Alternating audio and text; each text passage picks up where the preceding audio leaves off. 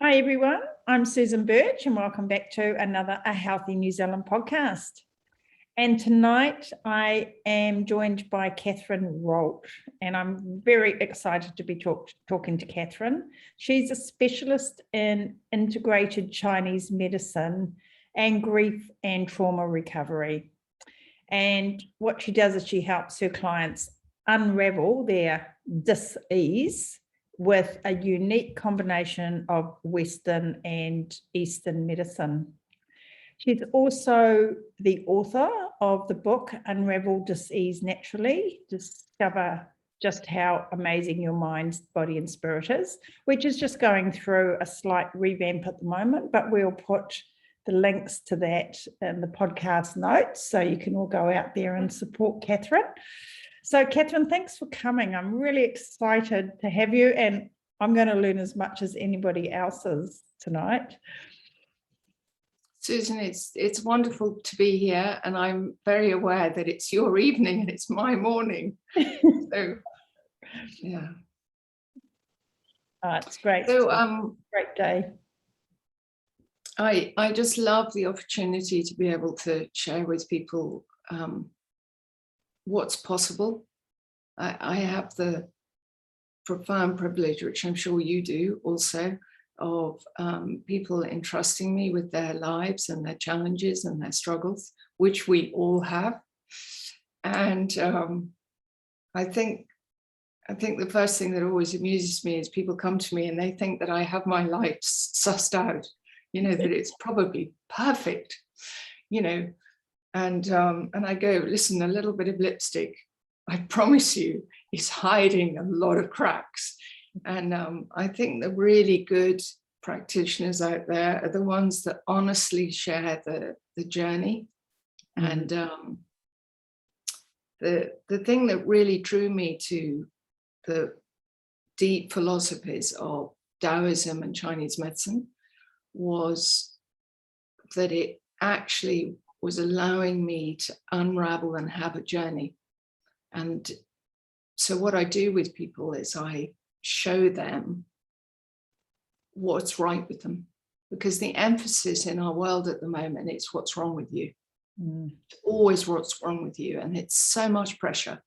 You open a magazine, you read a newspaper, you see a news clip, you see an interview, and the emphasis unwittingly is constantly what's wrong with you.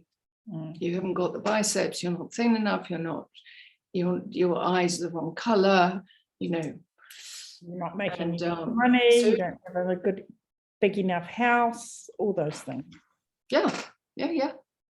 So it's very humbling when you almost have permission with a diagnosis or a prognosis or chaos suddenly hitting your life. In a sense, you have permission to rewrite the script of your life. And so a lot of my work is actually helping people discover that where they're at right now with whatever problems they've got, whether it's medically, mentally, financially, relationships, actually you're in the right place, the right time, and you have it inside you to begin to unravel what it is you need next. And I'm a postman. I tell people I'm just a postman. I just, I deliver what I've been privileged enough to learn, and hopefully in the right order. And we have huge fun. My clients and I have fun just unraveling the adventure of your life. And I have, when I finally qualified, it took me 9 years to qualify, and in those days it was sort of beginning to be fashionable that you became a specialist in fertility or specialist in, I don't know, something. And I remember,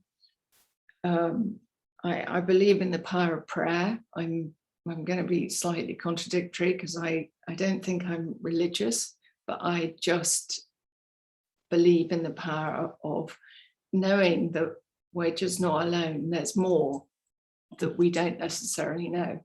And prayer has always worked for me. So I said my prayers when I qualified, and I said, now listen, God, I'm quite dictatorial to God, actually. God has a lot to put up with, really. Anyway, I said, look here, God, please, I don't want to specialize in anything. I think I'm going to get bored. I'm an integrated Chinese medical practitioner, so I want everybody of every type to come to me. And I want to keep learning, and I want to get better at what I'm doing so that I can help a full range of people. So it's terribly funny with the world that we have now, because we have so many experts. Western medicine is made up of people that do your toes or do your kidneys or do your heart. And my job is to integrate the whole puzzle and find out what the root is, what the next root and the next root. So I'm called by some a heat-seeking missile that kind of goes, I saw that. Yeah, that's great. Do you have a background in Western medicine as well? Are you a like classically trained doctor, or? No, I think what makes my particular life helpful to people is that I was born with a very rare disease, which in fact was only diagnosed properly and fully 17 years ago. And so I spent the first 7 years of my life almost entirely deaf. And my darling mother, who actually we discovered later had this disease, and my grandmother had it, but she thought I was being naughty. And then I was taken to a specialist, and I had to have surgery immediately. And I went in knowing peace and silence, and I came out suddenly very, very deeply aware of noise. So I've literally been a patient my entire life. I never go through almost a month without having to be in front of some consultant. So that's on one level, and I've learned an incredible amount, and I nearly trained as a Western doctor. And instead, I trained in Chinese medicine, and and you never stop learning. And then I've had over 39 surgeries now. So I've been completely rebuilt from here all the way down several times. And I've had a stroke, and I've had 3 cancer diagnoses. So, you know, when people come to me with some very, very serious stuff, the challenge for them is that I've kind of been there often, got the t-shirt, done the dances, felt deeply sorry for myself, or whatever it is. And they sort of know that. So I have slightly the best of both worlds for patients and clients, because I know what it's like to be, you know, one hand, my life has been amazingly saved by Western medicine. I mean, absolutely, unbelievably. I've had the best surgeons in the world. And on the other, I live with the limits of Western medicine all of the time. And, you know, there's evidence now in some places that there's integration going on. There are practitioners like me that are working alongside consultants. And when I have my clinics, that's how we used to work. But I'm going to say something a little bit controversial. You're allowed to delete it, but to a certain extent, the world is being run by legal drug dealing and illegal drug dealing. And neither, I'm going to say a very odd thing, I'm not making a judgment about that morally, because I think there's a time and a place for drugs of all types. But it doesn't deal with the root causes of people's deep unhappiness. And when people are not dealing with their unhappiness, they don't get to develop more of their potential. So they don't get to have the tools of knowing how to be peaceful and happy and, grabbing the marrow of their lives while they've got it. And that is really sad. We're developing a world now where people don't really understand the point of life. And it's a huge adventure. So whatever we're up against, Chinese medicine is or traditional Chinese medicine is very different, because when somebody comes to me with a problem, I immediately will see potential. So I don't get stuck in the problem. I immediately see what that spirit, soul, personality, essence is actually struggling with. So it's almost like the flowers in spring coming out of the earth. We're trying to come through, and it's my job to help you come through whatever it is that you're up against. Because most of us think we can't. My understanding of Chinese medicine is very limited, like I said to you, and I guess, sort of acupuncture is one aspect of it that comes to mind. And then, lots of herbs and healing and as another aspect of it. But would you give us a little bit more of an idea of, exactly sort of what you do and what you're talking about? Because you're really talking about a lot, kind of about our minds and our emotions and our belief systems as well, and the role they play in helping us to heal, aren't you? And which I think is something that Western medicine doesn't do at all well. Yeah,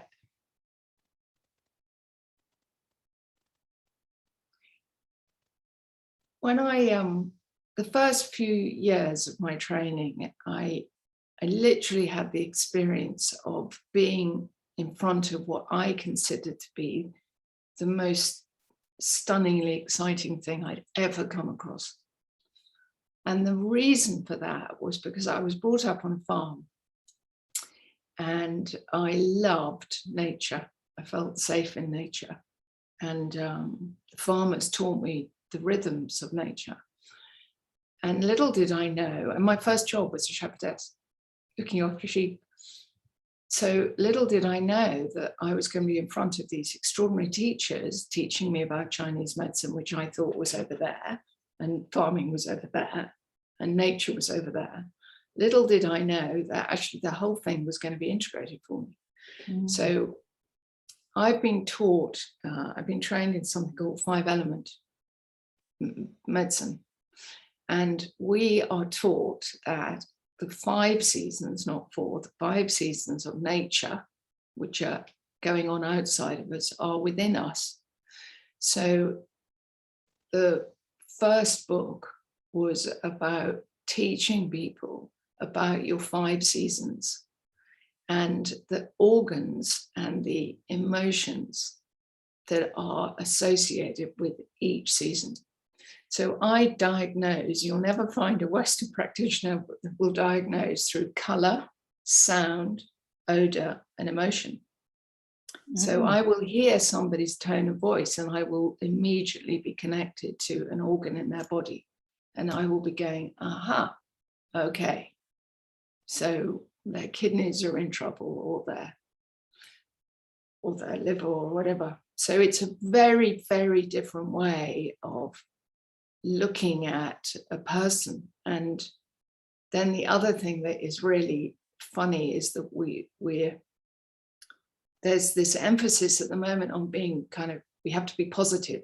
There's the kind of positive and negative brigade, and you must learn to be mindful, and it's the emphasis is your mind. And the way that we were taught was your mind is in every single cell of your body.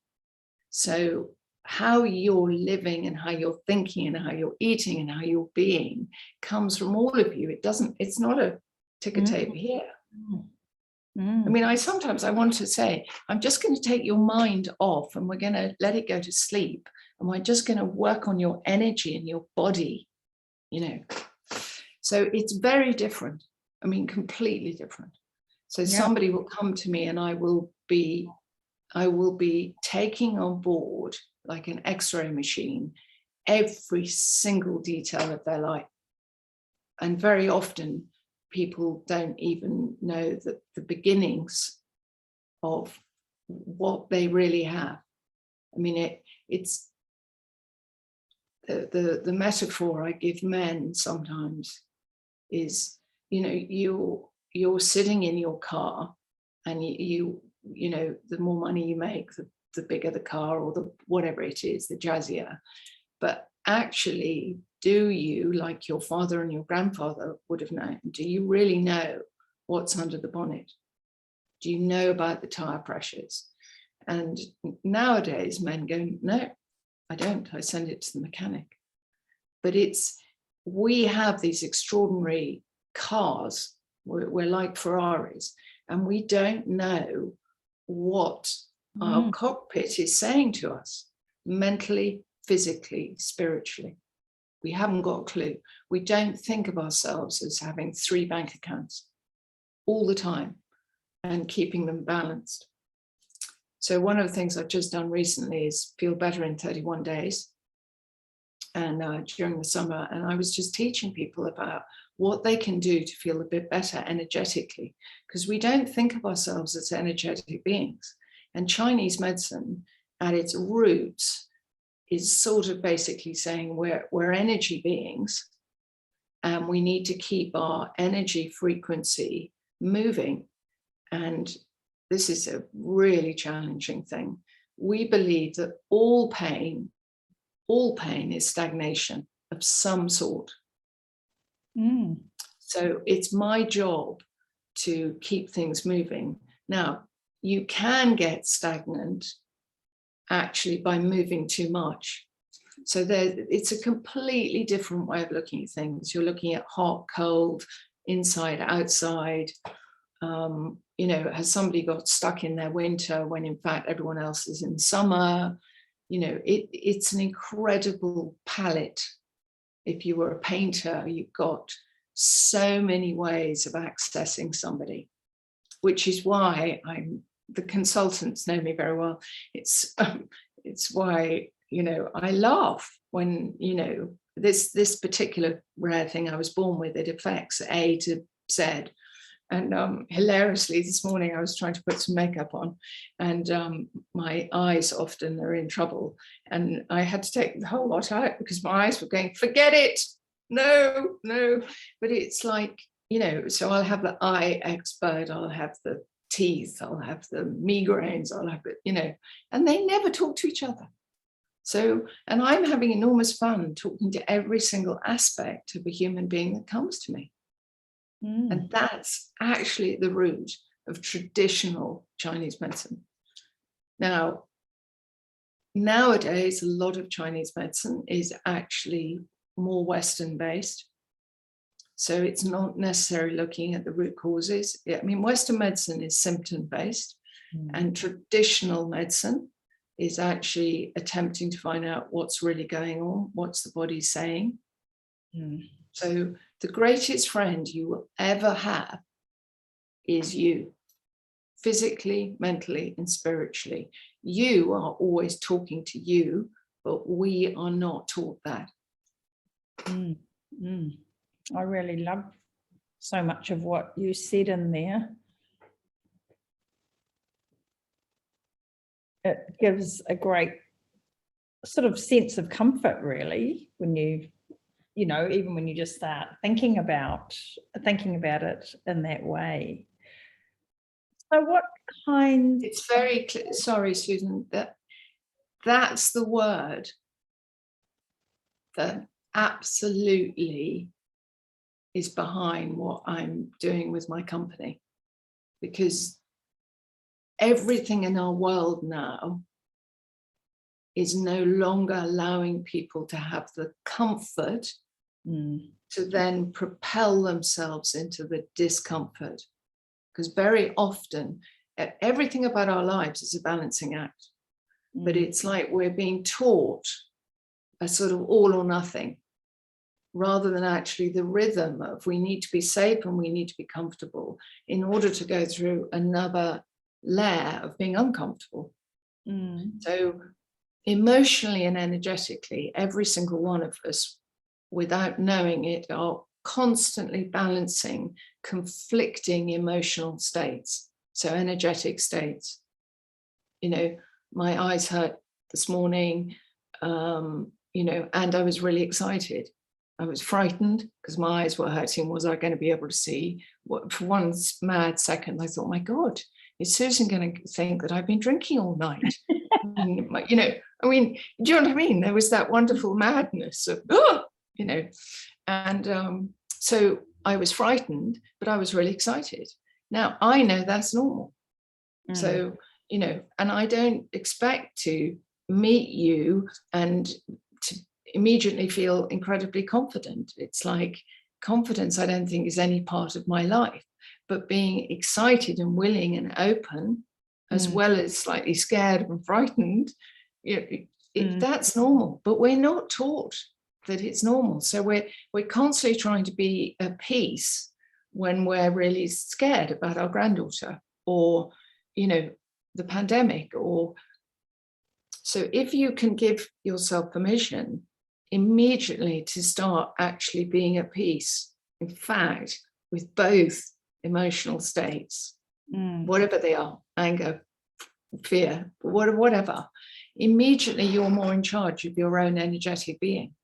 So you're not going to be resisting so much the realities of your days.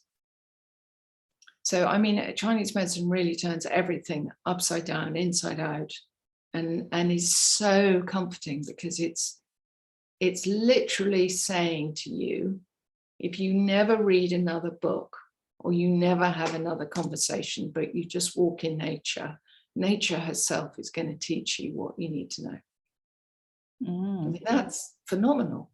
And you cannot, I mean, this is amazing. One of the consequences of us literally feeding ourselves food that is out of season, is that we're confusing our bodies. We need to eat and live and be within the rhythms of nature. And my job is to take people home to their winter. To find that place. Yeah. Really interesting. You know, I'm not sure if I've interpreted this the right way, but, you know, when you were talking about every cell in our body, you know, when we kind of have these thoughts in our mind, so, you know, that's been reflected in every cell in our body. And I was thinking about anger when you were talking about that. And that really resonated with me, because I was thinking, gosh, you know, if we can understand that, if we get really angry and furious, every cell in our body is expressing that. And then no wonder there's so much discomfort with it, and pain that comes with it. I think, I mean, so I personally grew up with a lot of what I call raging alcoholics. If they weren't either it was internally passively expressed in sort of white, controlling, raging behavior, but passively in the name of manners or being kind or nice. And it was like such a muddle, or literally outward violent aggression. So I grew up absolutely terrified of my anger. I mean, just, you know, so it was incredibly healing for me personally, which I passed on to anyone and everyone that wants to know this. Anger itself is one of our tools, but how we are utilizing it is another thing altogether. So again, going back to the kind of positive and negative brigade, there's no such thing as positive emotions or negative emotions. And yet we're being marketed with the idea that there is. You have to be sort of, almost like a dry drunk, sort of pretending that you're sort of sober with positive emotions. And apparently there are positive emotions. Well, to a Chinese medical practitioner, that's a joke, because, there are a lot of patients that come to me who are as afraid of their anger as I was. And it's going to be my job to bring to their consciousness and their energy field the amazing gifts of anger.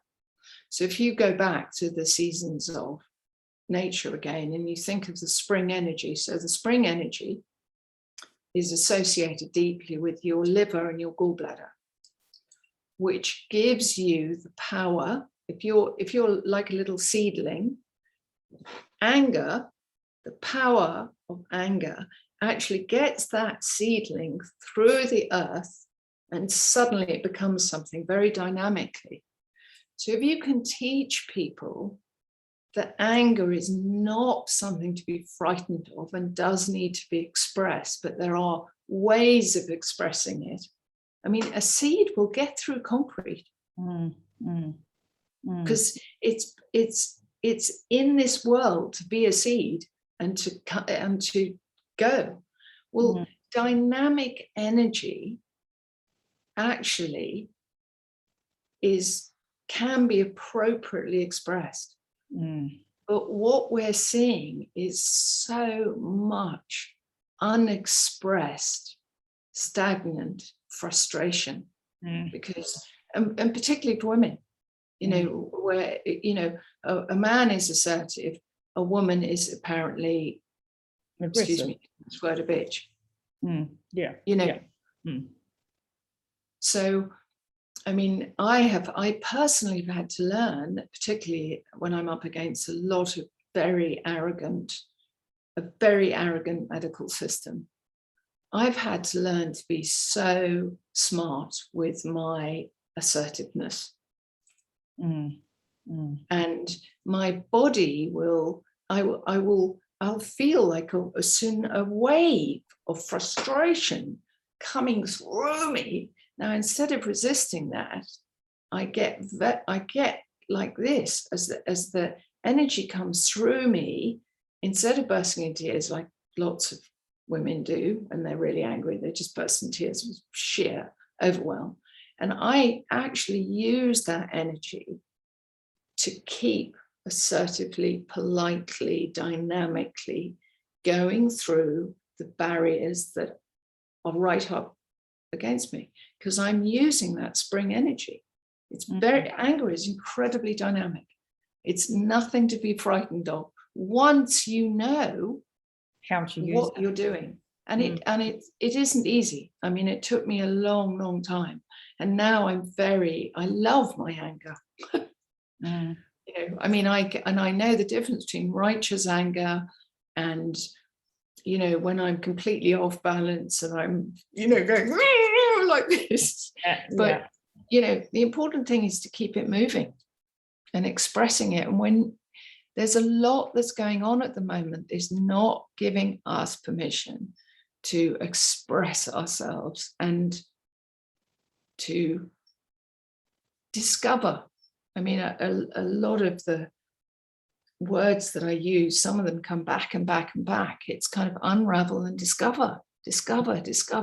Who are you? What's your body saying?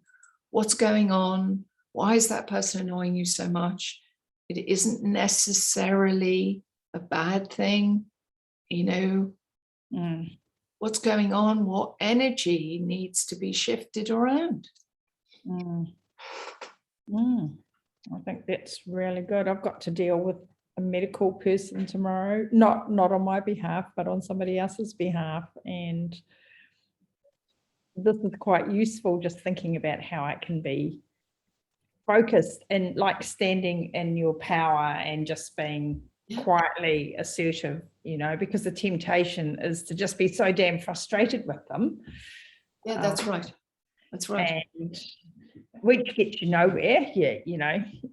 You make no progress, or else you end up just being nice and polite, which gets you nowhere and you make progress. That's right. So it's Yeah. So Well, that's because you separate. nice. You either become so nice Mm. because you're defeated, or you become so frustrated, but you've lost both ways. Mm. Whereas actually the energy of the wood, the spring season, actually is very, very focused. What is your energetic intention with that call? Mm. Mm. I mean, it's terribly funny because with some of my lovely, fantastic, really inspired cancer patients whose life is on the line all the time, we're constantly coming back to energetically, how are they going to deal with the next level and the next level and the next level? Because in a way, so if you think again of that seedling coming through, it's been in hibernation during the winter, looks as if nothing's happening, and then suddenly something begins to propel them through dark, like a rocket, and through, and they might discover there's concrete. So they have to find a way. Well, we need to give each other permission to find a way, because there'll always be those barriers, the resistance.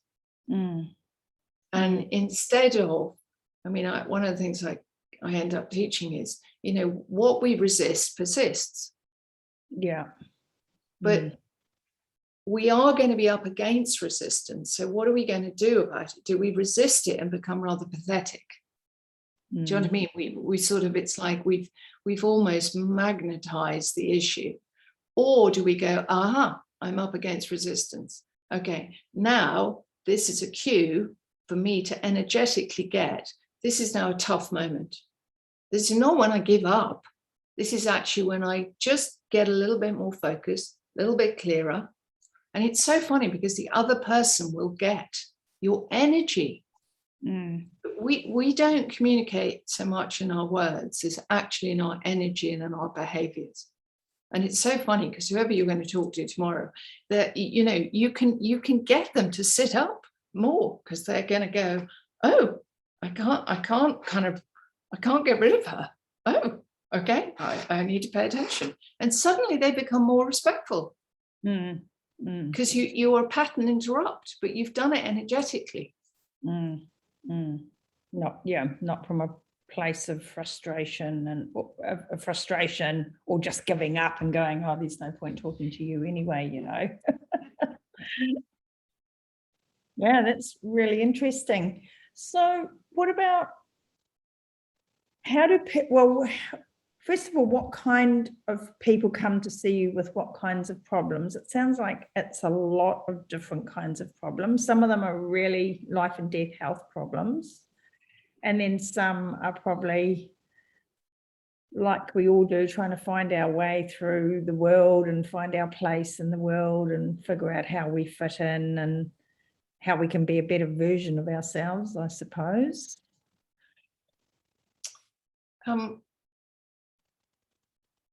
I love this question, and it always makes me slightly giggly now, because so when I had clinics, so people physically would come to me, and I had all the tools of my trade, and I had treatment couches and moxes and cups and all sorts of stuff.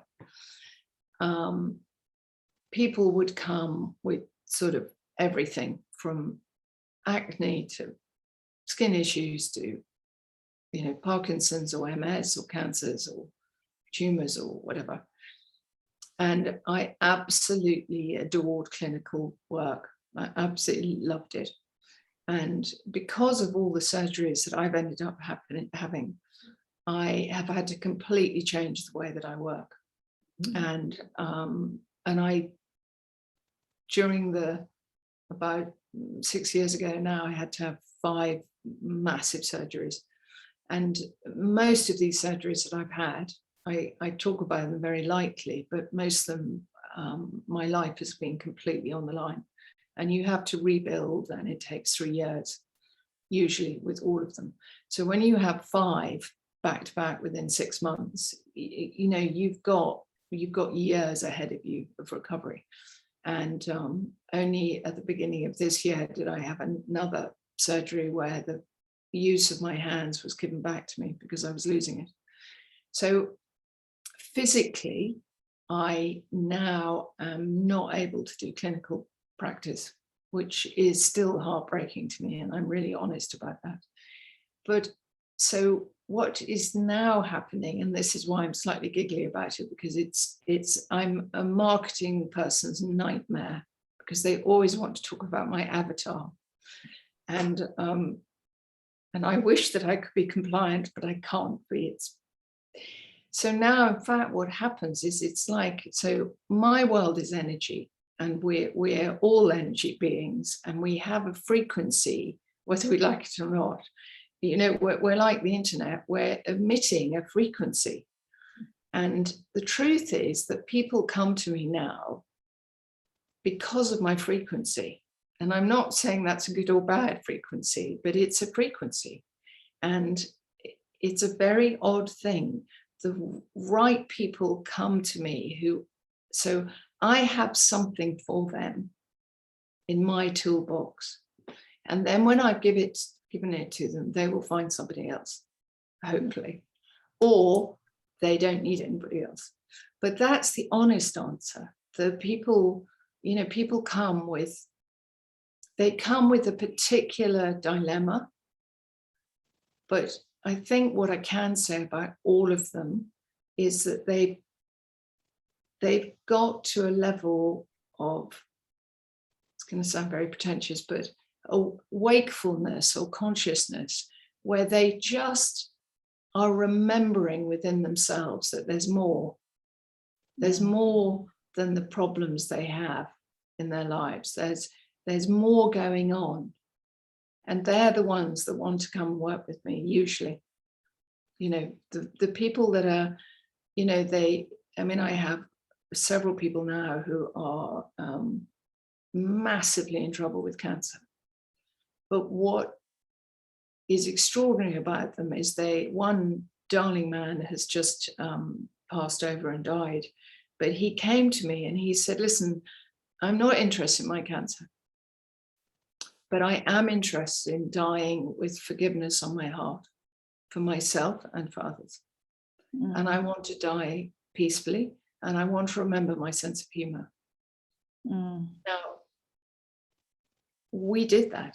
He died in intensive care with a big smile on his face. And he knew that cancer wasn't really what was going on. That was just a symptom. It was a signpost. And he had had a remarkable life, and he was at the end of his life, and he knew he had the next venture to go on to. But he was very clear about why he was employing me, because people can, I have a membership for chronically ill people, and we journey together 3 weeks of every month, and people get to be able to tell the truth about how challenging it is living with a chronic illness. So, but we cry together and we laugh together, and they're allowed to have every single emotional state. And I suppose, you know, often it's when people do have a chronic illness and are facing death that those feelings and that deep kind of internal ache and that wanting to get back to being real and telling the truth and all the superficial stuff doesn't matter anymore. And probably a lot of people listening will be like me, where listening to you talk kind of triggers a little bit of that deep ache, you know, that I think we all have inside I think all of us have it inside of ourselves. Yeah, we do. You know, that feeling, kind of a pain of, you know, are we really being our real selves in a way? You know, we're sort of stuck in this contrived life that we've manufactured, and we just keep living up to the expectations of that. Yeah, I call it the homogenized life. Yeah. You know, it's not our fault that we're being encouraged to live in a very homogenized way. And you know, Christopher Reeves, the actor, who was, when he was paralyzed, one of the most breathtakingly important sentences that I've almost ever heard anybody say. He said, before my accident, I would have thought that I would have compassion for everybody and sympathy. I thought that. And he said, now, since my accident has gifted me with a clarity. And he said, I actually feel intensely sorry for the people that are able-bodied, however, they are disabled in their minds and their hearts. And, you know, the privilege of being a practitioner, and in fact, the privilege of having a body that has this really terrifying disease, is that sometimes when you go on workshops, it really makes me laugh, because sometimes the workshop people are, they're trying to get you out of your comfort zone. And you know, people like me and my clients and my patients, we're kind of going, heck, what is a comfort zone? I don't have a comfort zone. I live on a daily, hourly basis, challenged. But, you know, the real, the privilege of having a life that is tough, actually. So in the old days, it was tough with the coldness and, you know, lack of damp proof or whatever. When you're constantly, regularly, daily challenged, you get more out of life. I lived in Switzerland for 18 months and kind of high up in the mountains, and the attitude of people there is very different. They live in a very hard environment where at any point they know that the mountain could take them over, and they live with death. So because they're living with death, being much more consciously there, they're alive. And I think the greatest malaise that we have going on in the world at the moment is we're not really being encouraged to live, really take hold of our lives and grab it, suck the marrow out. We're sort of, those of us that, you know, sadly can afford to be complacent, we don't know it, but we're getting stuck. So then I think the ache will magnify. And real health, and this is an extraordinarily challenging thing to say, but real health is being able to emotionally have a gear stick that emotionally and energetically is shifting all the time, which allows you to feel alive instead of sort of just coasting, you know, just.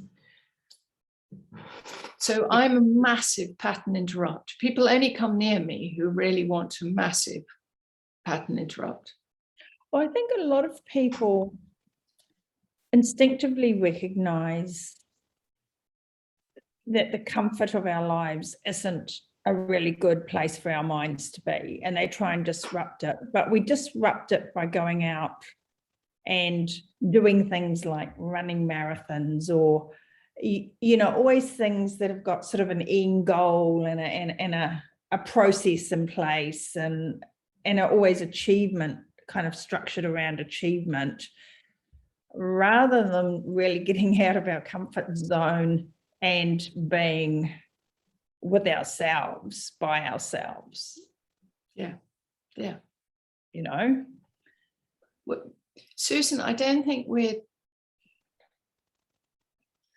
somebody years and years and years ago was they were recovering alcoholic, and I was sitting down talking to them, and I said, what really shifted for you? And he was a lovely, lovely man, and he said, I realized that I had to be able to do my shaving in the morning with love for myself and self-respect. And he said, I didn't have either when I was drinking. And he said, I now understand that my alcoholism was like a chemical allergy and reaction combined with unbelievable trauma that was passed through the generations. And I learned to go from being ashamed of something that I couldn't control to really respecting and loving myself. And I mean, if all of our educational system could be based on beginning to understand that we just need to go home to ourselves and love ourselves. I mean, there's an incredible man called Neil Donald Walsh, Conversationist with God, and I did his training. And he's so funny because he's turned inside out, upside down religions. And instead of this idea that we're here to learn, and once we've learned that lesson, then we go on to another lesson. He said, no. We're here to remember. Mm-hmm. And it, I mean, I literally been woken up from surgeries, Susan, and I've had people standing over me saying, what is the prognosis? And I've gone, well, I will probably have to have surgery for the rest of my life. And I have been told by people in their extraordinary thoughtlessness, I've had people saying, no, you'll never have to have surgery again because you will have learned your lesson by then. I must be very stupid with the amount of surgeries I have to stay alive. So many lessons to learn. You know what I mean? It's like, why don't I give up now? I mean, but there is that sort of, there is that fallacy out there that, you have to be positive in life. And if you're not positive, you're a bit of a dunce or a failure. And, if a marriage goes wrong or relationship, or you need to walk away from a friendship, or things are shifting, there's somehow that's another indication that you're a failure. And that there's something wrong. No. Movement is what is going to happen in your life all the time. People are going to come and go. And you on a journey the entire time. Movement is what we've got to stop being frightened of.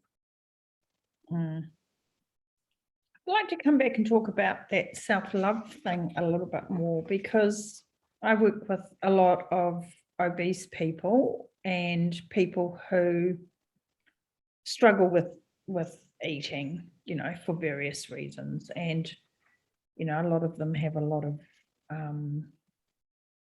just sort of previous history that's gone on that, you can totally understand, why food becomes a comfort and a resource for them. But in our sort of modern current way of looking at self-love, I don't know if it does people any good, stand in front of the mirror and tell yourself that you're beautiful, or stand in front of the mirror and say, I love myself. And I think everyone understands the concept that you can't really love anyone else, or you can't really make progress until you do love yourself. But it's got to not be that false. I think of those techniques as being slightly false. If I stood in front of the mirror and looked at myself and said, oh, you're beautiful, the other part in the back of my brain will be going, well, that's a load of shit. You don't believe that. So, how do people find their way through all that murkiness to be able to get back in and just really accept themselves? I mean, this is one of my favorite subjects, and I was talking to a client 2 days ago about this, because the story of the alcoholic shaving and doing it sort of aggressively and cutting himself, because he didn't have self-love, is very different from, what you're talking about, which is, for me, and I do have the courage to say this now, talking about self-love is idiotic to someone. Because it's like, what actually does it mean? It's a sort of meaningless, trite, blah-de-blah. It's fluff. Whereas actually giving somebody a sound bite of what is right with them to practice is very different. So the other day I was working with someone, and they have a terrible, terrible chemical chronic genetic disease. Okay. And you would not know it on any level. They're the brightest, prettiest, sort of bravest person in the world. When they walk into the room, they can't help it. They've just got this exquisite presence where they really mind about everybody else. And inevitably, she has actually been in such physical pain, let alone emotional pain, that she became an addict. And now she's stripped. She's been brave enough to stop what she was using. And she's now left with herself. And that's a very daunting experience. And people are, this is why we're having a conversation, people are saying, well, all you have to do is love yourself. And I said, well, that's very pressurized. Have they given you any tips as to what the hell that means? And she said, no. And so what we ended up talking about was actually right now feeling very raw and miserable and frightened is loving herself. She's already doing it. She's already stopped whatever it was. She's already facing and leaning into the medical situation. So very often what it actually requires is you or I, for instance, to be that respectful, loving, thoughtful, kind person who goes, hold on a minute, you're already doing a fantastic job. Please don't expect yourself to be further along the line than you can be. And for God's sake, don't take any notice whatsoever of the trite little prescriptions. I mean, I give people prescriptions all day, every day. That's what I call them. They are prescriptions. And it's a little tiny soundbite. Chinese medicine is very clever because it will say to you, do you think that for your blood pressure, because it runs so low, you could go out and have a lovely, luxurious coffee a day? Because coffee is actually going to help your blood pressure. But I don't want you having 5. Do you think you could do that? Have you got the budget for every single morning? I want you to go out and have a luxurious coffee. That's your medicine for your low blood pressure. Now, most doctors and medical people would have it absolutely, they'd probably do all sorts of things to me. But anyway, but it works, you know, and then with someone else, I'll go, sweetheart, please, can you go and buy yourself flowers? Stop resenting the fact that your darling husband doesn't because he's not a flower person. Go and buy them yourself. Change your budget. Can we talk about your budget? You know what I mean? Self-love has to be prescriptive. It can't be just, so, you know, what does it mean? It's so fluffy.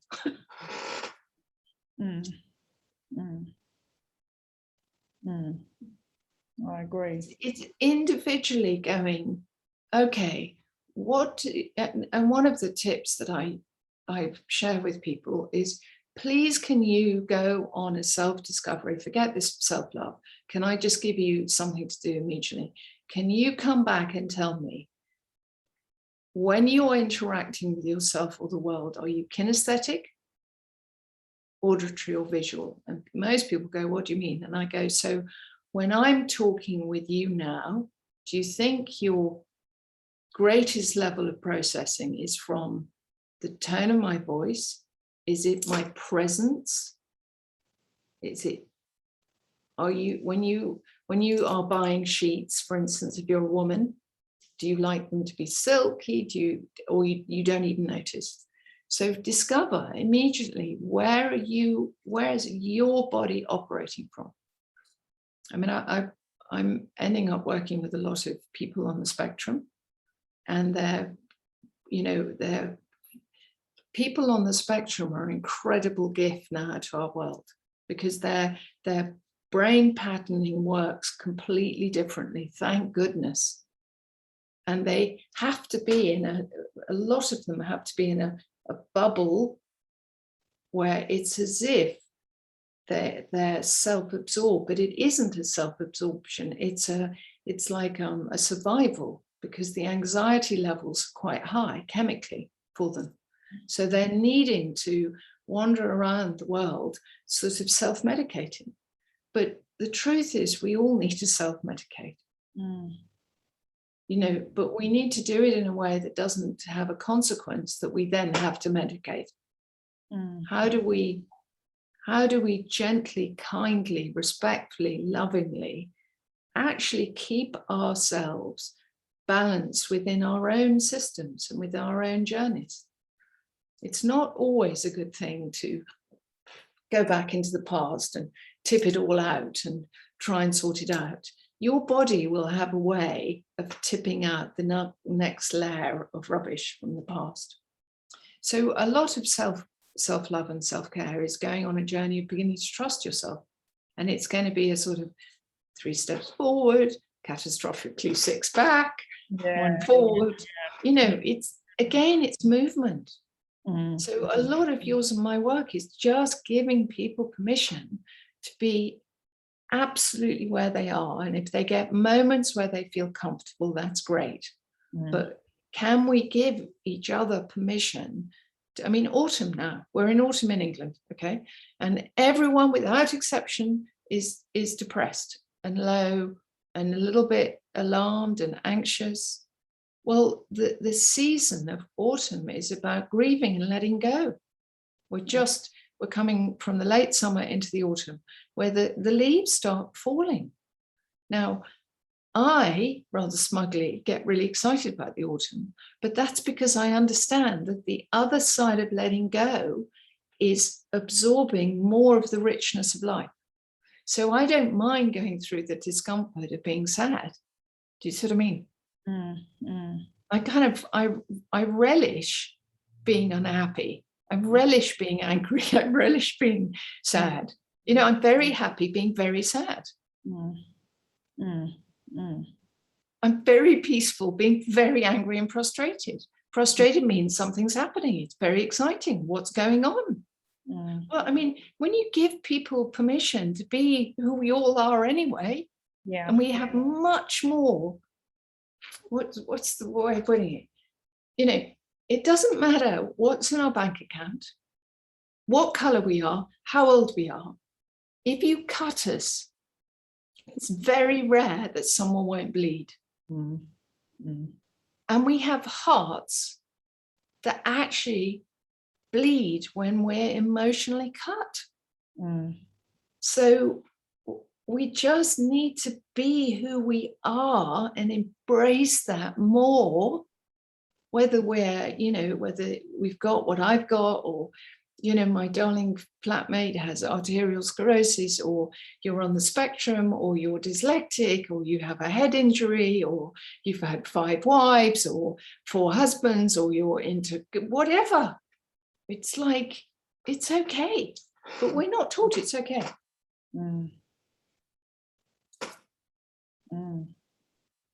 So everybody's probably wondering what all the seasons are. Would you touch on what all the seasons are? Because you said we've got the 4 seasons plus 1 more. So yeah, so in 5 elements Chinese medicine we have the autumn.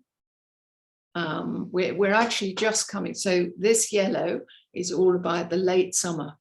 So the harvests have come in, and the hopefully the granaries, the huge granaries are full with all the product from the summer.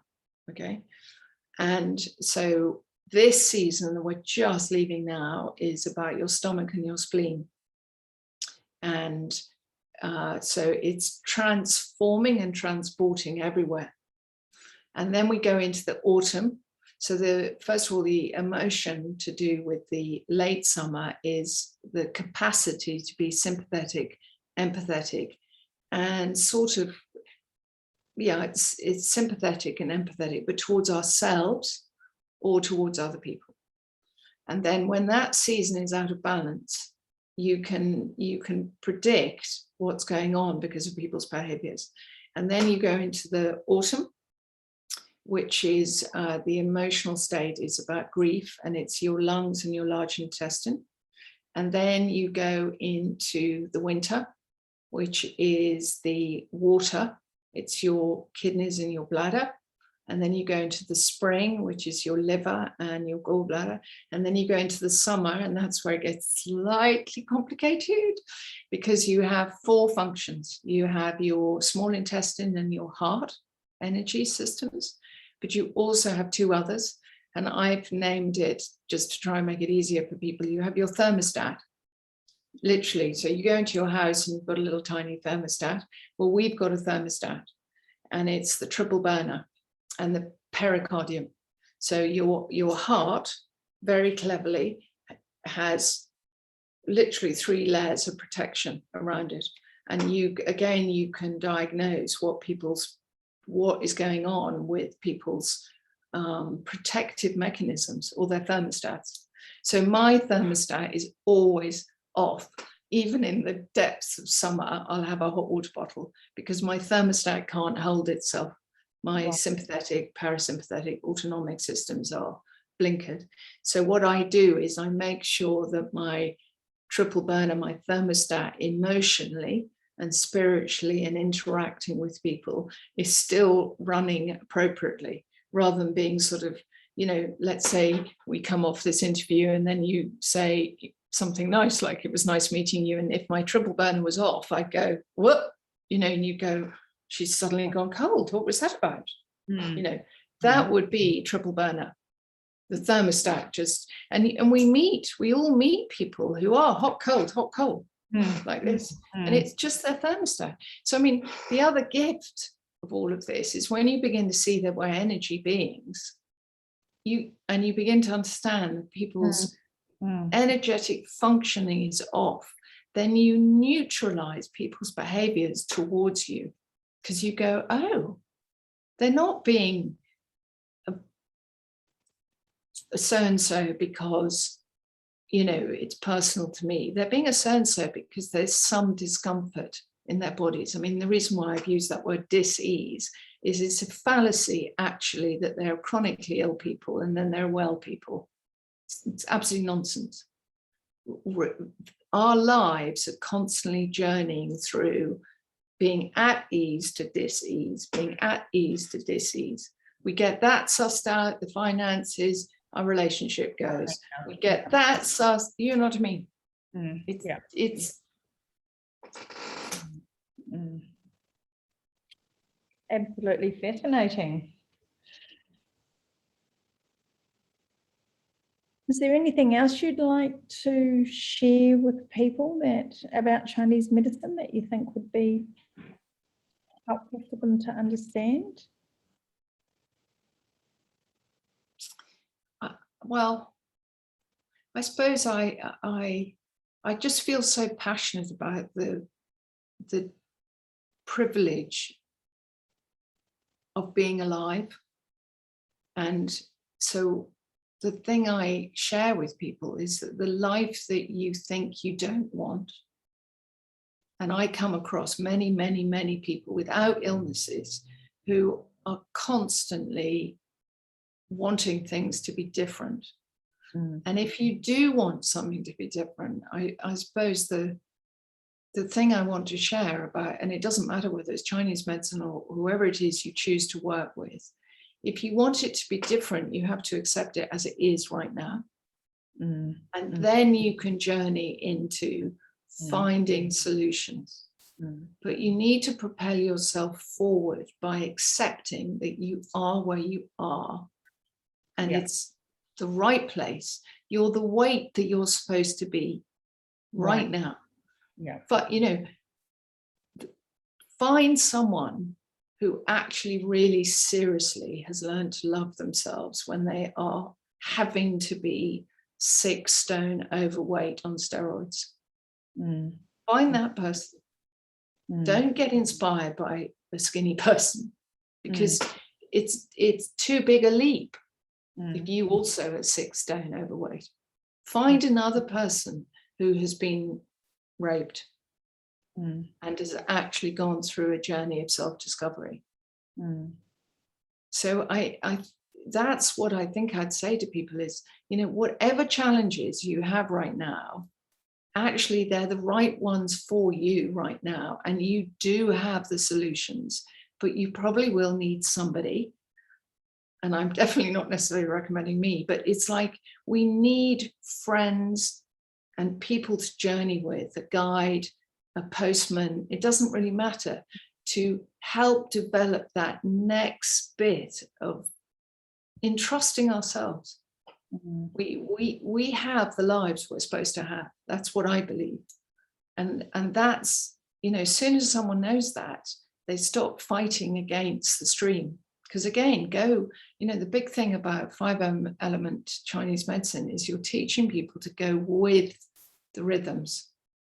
Live in the natural rhythms that will be far more comforting than straining against them. I really like it. Would you tell us a little bit about your 31-day program? I presume that you work online with people, so anyone listening to this, get in touch and work with you. So what I'm doing, we've done a 31-day program for the summer, and I'm now doing, I'm having to bypass the late summer, and I'm doing the autumn one.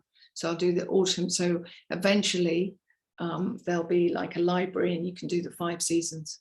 So what I want to do is give people sound bites of what they can do no matter what their situations are to feel better.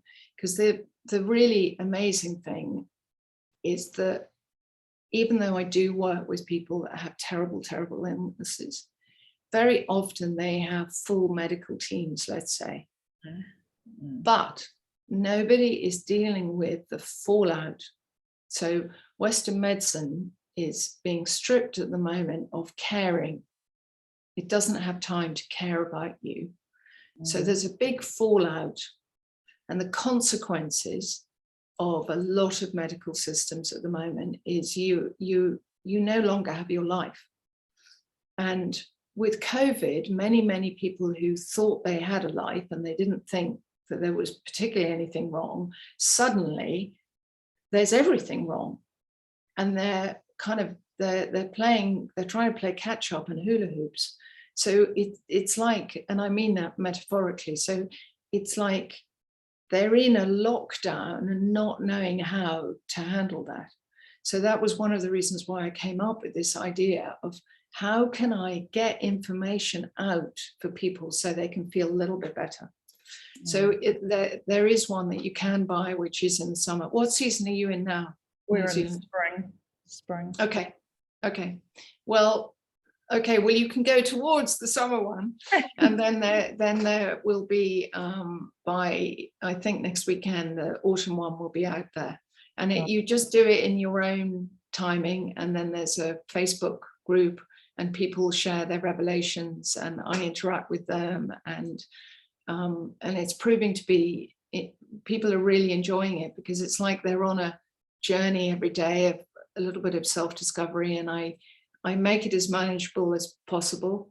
I get so irritated when I have to learn something and it's these long drawn out modules. I don't know anybody who's got time for a kind of 60-minute module a day, so I kind of try to keep it to 2 minutes, 3 minutes, a little bit of homework, 6 minutes, 8 minutes.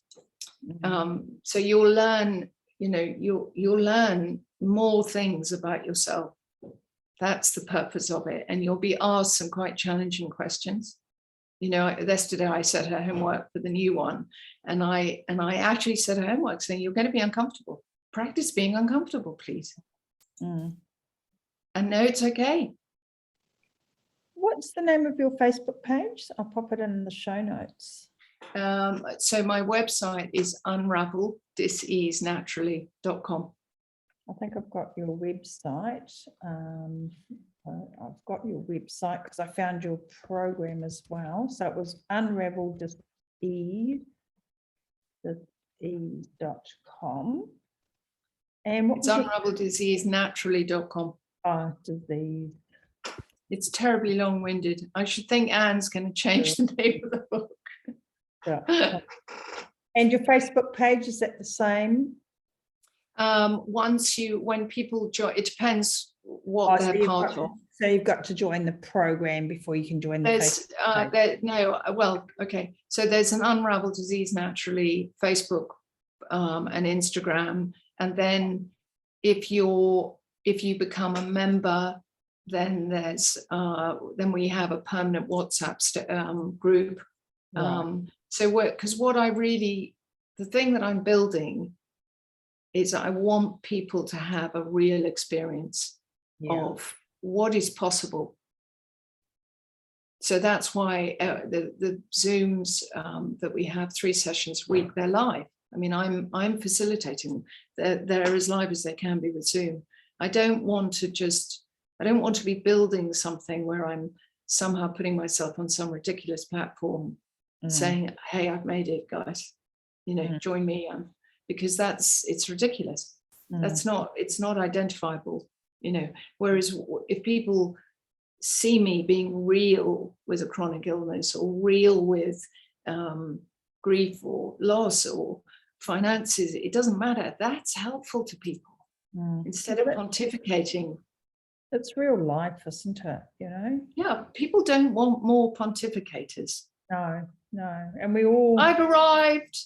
We all struggle. I always say to my clients, I've probably been fortunate that I've kind of got the food thing sorted and the exercise thing sorted, but my goodness, if they could see the rest of my life, they would laugh because, we all have these areas of our lives that are just sometimes feel like they're just a total disaster. So, so I certainly don't, would hope that nobody thought just because I kind of knew about food and exercise that everything else is perfect, because it definitely isn't, I think, one of the tragedies of our educational system in the West is it totally implies that you and I, if we have a few little things under our names or A-levels or whatever it is, that we've arrived. And there's no such thing. The privilege of being alive is it's a constant journey. I mean, Anne was amazing in her interview because she was talking about, we will leave people. Every single time I have a surgical procedure, whether I like it or not, I'm catapulted into being different. It just is the way that it is. My friendships are going to change. Now, that needs to be embraced. All the seasons need to be embraced. You can't get stuck. And we're sort of educating people into believing that the stuck state is okay. It isn't. You're stuck. Fantastic. I think I've been going for over an hour now, so hour and a half, I think. So I'll leave you to get on with your day. It's your morning and time I go. Susan, it's been really lovely. Well, thank you very much. Really appreciate you coming along, and I'll share all your links and things with the viewers in the show notes. Thank you, Susan.